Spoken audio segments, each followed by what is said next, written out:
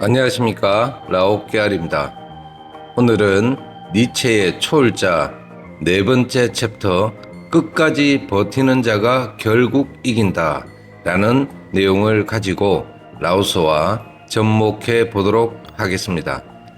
사람이 살아가면서 절대 피할 수 없는 것 중 하나가 바로 고통입니다. 삶을 산다면 고통은 필연적으로 따라오게 되어 있습니다. 누구에게나 시련은 찾아오고 누구에게나 견뎌야 할 순간은 찾아옵니다. 하지만 고통이 우리를 무너뜨리기 위해 찾아오는 것은 아닙니다. 고통 속에서 무너지는 이유는 고통이 너무 커서가 아니라 끝까지 버티지 못하기 때문입니다.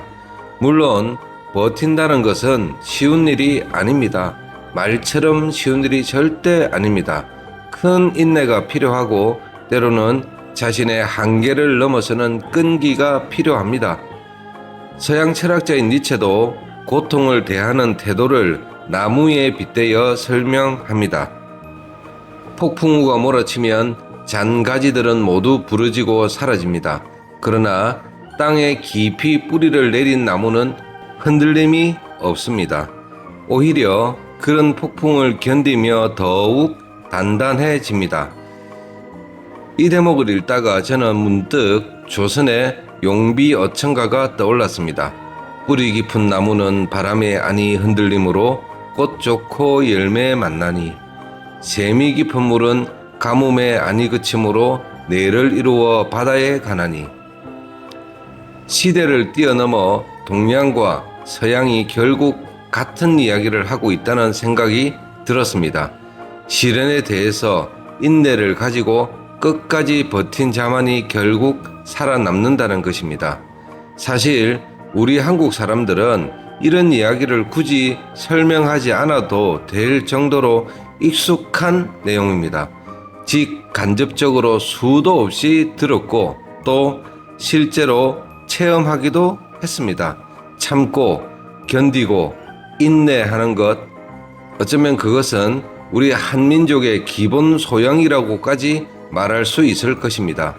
니체는 인내에 대한 설명을 이어가면서 수많은 민족의 흥망성쇠를 결정하는 것은 화려한 검이나 강력한 무기가 아니라 결국 인내였다고 말합니다. 이 대목을 읽으며 저도 웃음이 나왔습니다. 니체가 혹시 한국 역사를 알고 있었던 건 아닐까? 솔직히 이 챕터를 읽다가 이런 생각도 들었습니다. 야, 이번 챕터는 별 내용이 없네, 감흥이 없네. 우리가 다 아는 인내의 이야기인데 이걸 가지고 무슨 글을 쓰지?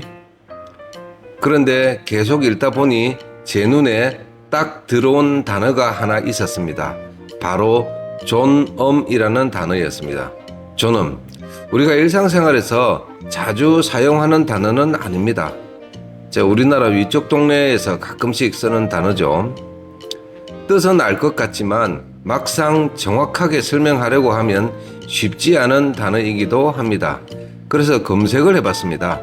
존엄은 높을 존, 엄할 험, 함부로 침해할 수 없을 만큼 귀하고 존귀한 가치, 존중받아야 할 인간의 고귀함, 이런 뜻이었습니다.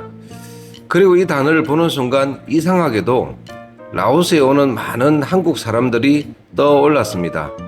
라오스에 오는 한국 사람들은 대부분 열정적입니다. 정신적으로도 열정이 넘치고 육체적으로도 열정이 넘칩니다. 저처럼 동남아 생활을 오래 한 사람들은 현지 로컬 버스를 타는 것을 꺼립니다. 이미 경험해 봤기 때문입니다. 얼마나 불편한지 너무 잘 알고 있기 때문입니다. 하지만 열정에 넘치는 한국 분들은 다릅니다. 멀리 베트남에서부터 버스를 타고 오시는 분도 계시고 라오스 남부의 따켓과 사완나켓까지 내려가시는 분도 계십니다. 북쪽으로는 광비행을 넘어 까시, 쌈느아, 퐁살리까지 로컬 교통수단을 이용하시고 다니십니다. 저는 엄두도 못 낼 거리입니다. 정말 대단하다는 생각밖에 들지 않았습니다. 마치 서부 개척 시대에 황무지를 누비던 개척자들 같았습니다. 멋있는 인생을 사시는구나. 또 어떤 분들은 오토바이를 빌려서 비포장길을 달리십니다. 흙먼지를 온몸으로 뒤집어 쓰고 때로는 비를 맞고 익숙하지 않는 음식을 먹으며 오지를 찾아다니십니다. 비단 라오스뿐만이 아닙니다. 인프라가 잘 갖춰지지 않은 동남아 여러 나라들을 마치 자기 집 드나들듯이 자유롭게 다니시는 분들도 많습니다. 그 모습을 보면서 저는 늘 생각합니다. 정말 대단한 모험심이다. 그리고 동시에 정말 대단한 인내심이다. 그런데 여기서 저는 한 가지 의문이 생깁니다. 그 엄청난 인내는 과연 무엇을 위한 인내인가? 추방과 박해, 멸시와 굴욕을 견디며 어떤 가치를 지키는 인내는 분명 존경받을 만합니다. 어려운 환경에서도 가족을 책임지는 인내도 존경받을 만합니다. 꿈을 이루기 위해 수년간 노력하는 인내 역시 존경받을 만합니다. 그런데 여행 과정과 결과를 무용담처럼 듣다 보면 인내는 보이는데 존엄은 보이지 않는 경우를 종종 보게 됩니다. 멋있기는 한데 존경심은 느껴지지 않는다는 말입니다. 그렇게 엄청난 도전을 한 목적이 과연 존중받을 만한 가치와 연결이 되어 있는가라는 질문을 하게 되는 것이죠. 물론 한국에서부터 라오스에 오고 다시 지방까지 내려가는 수고로움을 감당하는 데에는 각자의 이유가 있을 것입니다. 그 절박함도 이해를 합니다. 그 간절함도 이해합니다. 하지만 가끔은 생각하게 됩니다. 그 수고로움이 과연 존엄과 연결되었는가? 그 인내가 과연 존중받아야 할 인간의 고귀함과 연결되었는가? 우리가 흔히 말하는 인내는 쓰다, 그러나 그 열매는 달다 라는 금언을 적용하기에 적절한 경우인가? 그 열매는 도대체 무엇인가? 성취감인가? 아니면 어린 여자인가?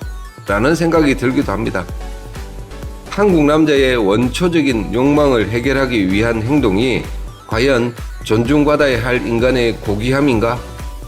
니체가 지금의 한국 남자들, 라오스에 와서 가시를 가고 따켓을 가는 한국 남자들의 인내를 본다면 뭐라고 말할까? 과연 그들에게서 인내를 칭찬하고 존엄을 이야기할 수 있을까요? 저는 유쾌한 상상을 해봅니다. 아마 니체는 이런 한국 남자들의 열정과 인내를 보며 대단한 인내심이군 이라고 감탄하다가 그 목적을 알고 나서는 뒷목을 잡고 쓰러지지 않을까? 그런 생각을 해봅니다. 하지만 그럼에도 불구하고 니체가 마지막으로 강조한 한 문장은 많은 한국 남자들에게 꼭 전해드리고 싶습니다. 버티는 자는 결국 이긴다. 인내는 삶의 가장 큰 무기다. 그러니 여러분, 폭풍 후에도 흔들리지 않는 뿌리 깊은 인내심을 가지시기 바랍니다. 한국에서 안 되는 거 라오스에서 이루시고, 라오스 비엔티안에서 잘 안 되는 거 가시, 따켓에서라도 꼭 이루시기를 바랍니다. 여러분의 뜨거운 열정과 꺾이지 않는 인내가 반드시 결실을 맺기를 진심으로 기원합니다. 감사합니다. 라오 끼아리였습니다.